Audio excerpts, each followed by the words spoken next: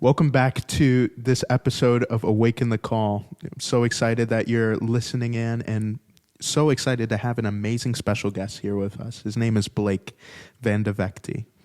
Blake is a social media creator and influencer who has made a large impact online with the message of the gospel. He has a heart for God, for people, and desires to see our generation impacted with the love of the Father and with the gift of salvation given freely to us by his Son. So, I want to welcome right now my brother, Blake. Welcome to the podcast, man. How are you? Thank you so much. I'm doing great. How are you? Sir. Very good, very good. So excited to have this conversation with you. Gotten a chance to know you more over the past few months. And so excited to do life with you here at ORU. And just want to ask a few questions. Absolutely. Yes, sir. Honored to be here. Thanks for having me on, brother. I love what Praise you're doing. the Lord. This is incredible. So praise the Lord, man. So for those of you who may not know who you are, can you tell us just about your growing up, who you are, and why you're here at ORU? Yeah, a little bit about me. So I grew up in a small town of 6,000 people in the middle of the Midwest in Iowa. And growing up, a part of kind of what has shaped me and what has really made me who I am is work ethic. And even more than work ethic, I would just say is integral values, things that are... I would say really fostered from a place of like working and growing up on a farm. Like my dad grew up on a farm. He imparted that into my life. I didn't grow up on a farm myself. But I think from just that flow of life, it has really shaped me into who I am. And then, went to a small high school of 300 people. Wow. Considered going to YWAM, which is a missions organization straight out of high school. Ended up going to university for about a year. Dropped out, didn't like school. And then kind of the short story is that I did mission work for 2 years, got into social media, grew really fast in social media within a 6-month time period. And then from there, the Lord just told me to go back to school. Oral Roberts was in the back of my mind. I had heard about him at a conference in Kansas City. And then I found myself here. So, wow, that is amazing. So what are you studying right now? Here at ORU. I study finance. Finance, okay. Yes, I'm in the business. That's office. Amazing. Yeah, that's amazing. How has that experience been?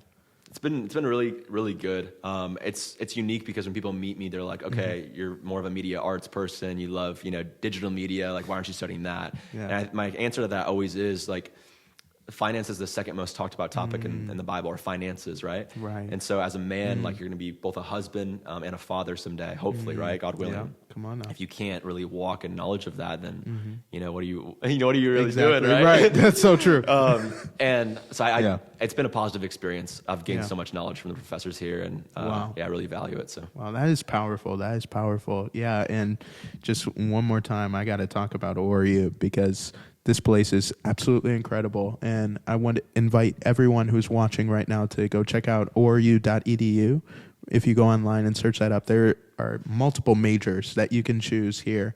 And so excited, because both of our experiences, I think we can both agree on this, like this place has completely changed our lives. 100%. Just like through the presence of God being so tangible here at chapel services and the prayer tower. And also, even in our classrooms, like it's not common to be at a university where the professors actually care about the students in their spiritual life. Yeah. And to have that access to these professors, and we're all just growing together as a community in relationship with the Lord. It's really special. So, one last time, go check out Oral Roberts University. And so was it easy starting in social media? Tell us about how you started off and where you're at now. Yeah, was it easy? Absolutely not. But did I hop in to social media and have a very easy experience from the average user? 100%. So when I started, like, I had this itch in my heart of like, I gotta create. I think we've all been designed to create in some way, shape, or form. And I was in high school and I just had a burden for people who were what's the right word? Their understanding of the scriptures was just not fully developed. What's it called? The literacy. What's it? They weren't literate, like biblically illiterate. That's what I was trying to say. Got it. And there was just a burden in my heart to kind of like help aid that. Right. And you know about my my Bible study that I lead and all of that kind of stuff. That kind of has really been a place where I can fully express that deep burning in my heart. But starting social media, man, I mean, like, I just started posting. Like, you just got to create. When you create, you learn what's poor about your creating skills and what is naturally good. Totally. And then from that, I just kept growing, kept learning. I wish I definitely had more people in the beginning helping me and giving me like constructive criticism. Yeah.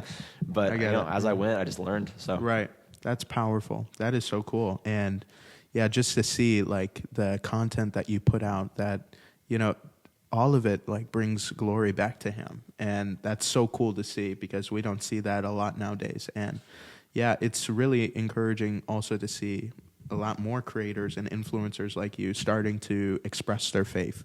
And yeah, I think you're a part of something that's a lot bigger than you think. And I think there's going to be a movement of creators and influencers that turn to the Lord. And I really think that you're going to be a part of that in a very big way. Thank you. Yeah, so that means a lot. Yeah, man. What is your heart and purpose behind creating? Like, tell me about that. Yeah, well, that's a deep question. Was not expecting that. Yeah. Heart and purpose behind creating. Yeah, I would say that I create because it's just a natural part of who I am. And if I don't create, I actually feel like I'm depraving myself from what I've been designed and called to do. Wow. But I also create to commemorate. I mean, I didn't try to do that little like wordplay, but that's just, how I feel. Like I like to commemorate moments, but then I also love to tell stories in the way that I create. Think about like the most important moments in your life, testimonial wise. They're often wrapped up in a story, right? So if you can create that in such a way where it really it's cemented into the person who's consuming the content, and they remember that moment of consuming your content, of hearing the story, of seeing the place and where it was shot. For example, let's just say you went to Pakistan, and you're videoing people who are packing brick every day, living in slavery, and someone sees that online, something happens in your heart. But it's weird because it's like we either scroll, right, and just move on, and then kind of we don't sit with that emotion, or we sit there and we're like, oh my word, I have to do something about it. And so there's two different things in life you can choose. You can either choose to be a consumer, or you can choose to be a producer. And those who produce, they just live in a constant state of being marked in their heart, right? And so I think I create because I love to be marked by God, and I love to live in that marking, because that's how we were meant to be designed. And I don't want to be a consumer, because when I consume, then I neglect the gift of God within me. And I become someone who's just supporting other people's lives based off my own insecurity of not wanting to create myself. So that would be my take on why I love creating. That is so powerful. And just to see your obedience to the call of God on your life is just so encouraging to me, because like you said, like when you're not creating, it feels like you're depraving yourself of what you were called to do. Like, you're here on purpose, right? And it's so encouraging to see you just say yes to the Lord, and also to see the fruit of what your yes has done. That's amazing, man. And yeah, so just a few more questions. What are some things that you've learned about social media along your journey? I know you said that you wish like there were people to constructively criticize you, right? Along the way, but you kind of figured it out, mostly by yourself, right? Yeah, I did. So, sure. So yeah, like what have you learned? And also, what are some practical things you would share for someone who wants to start creating? Yeah. What I've learned is that the creator community is like, it's like an island. You almost feel like you're on this island by yourself. And then outside of the island is like a bunch of other islands of people who are just like, okay, I have a gift, I have a love for this, but what do I do with that love? And then I think advice or something that I've learned from that is that, man, it just takes your ability to have vision around something. And it's just like the business world, right? It's solving a problem. It's creating a solution for that problem. It's the same thing with creating. It's like you see an atmosphere of trends and of people creating in a very similar way. But once you take a niche and you make it into a sub niche, where it's a very small pocket of people that are inspired and moved by your content, you've just opened yourself up to floodgates of opportunity. And so I think what I've learned is that the best creating is creating from a place of authenticity, creating from a place of consistency, right? Because you should only start posting and creating if you can sustain that creation, right? Yeah, Think about the Lord. It's like he created, the world, right? But he created it in order, right? One thing had to follow the next in order for it to actually, be just organized. Correct. And so, I mean, I think with creating, it's like everybody's their own worst critic, and you'll never start doing something if you're always in your head mentally, just sabotaging yourself for the expectations that you have over yourself. Expectations can either kill you or they can be a roadmap to greatness. Ooh. And so it's like, which one are you going to choose, man? Like, Blake, that's a bar. Hold on, I think you need to say that again. Oh my god! Expectations can either just kill you, right, through self-sabotage, or they can be a roadmap to greatness. Like that's just the name of the game, man. Oh my gosh! If you were taking notes, I would just write that one point down and just call it a wrap. Oh my gosh, that is good, bro. That is so good.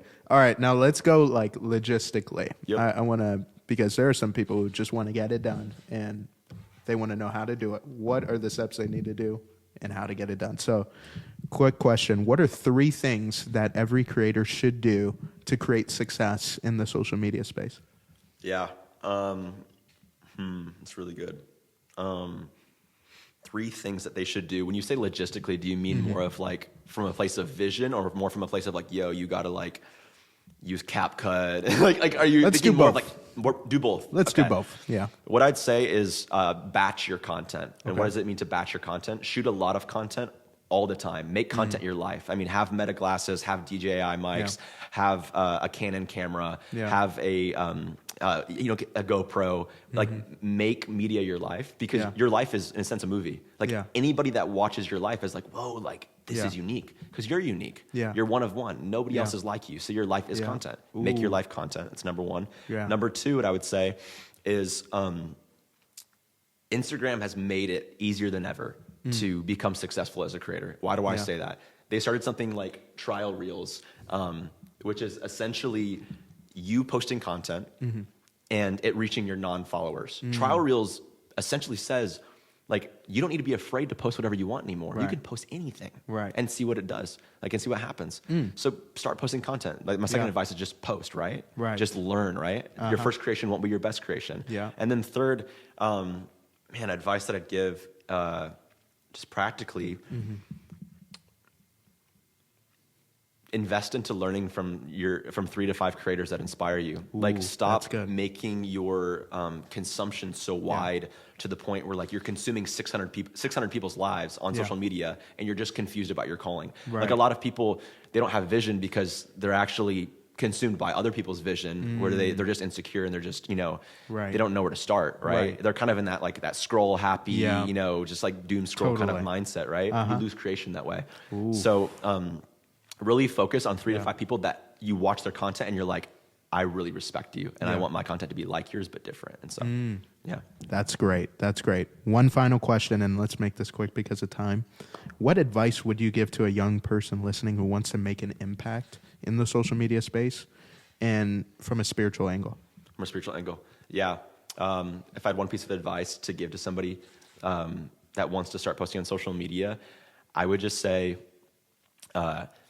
what is the one thing that makes your heart burn and feel alive? That will sustain you the rest of your life, because it's what the Lord's put in your heart innately, right? Follow that, pour into that, invest into that, and God will multiply and grow it. You think about the prayer of Jabez. It's like, expand my territory. Ask God to expand your territory. He's going to provide connections and people. You don't need to go network. Networking is meaningless, in my opinion, because networking is saying, like, I have to surround myself in the right circles, the right arenas. Like, no, just pray and God will provide people. He'll provide the harvest. He'll send the rain. Like, you don't need to be the person that becomes provider. Don't assume a role that God's already taken control of. So. Oh my gosh, what a way to end this podcast. Wow, that is so good. Man, thank you so much for being on the episode. Absolutely. I want to thank everyone for watching.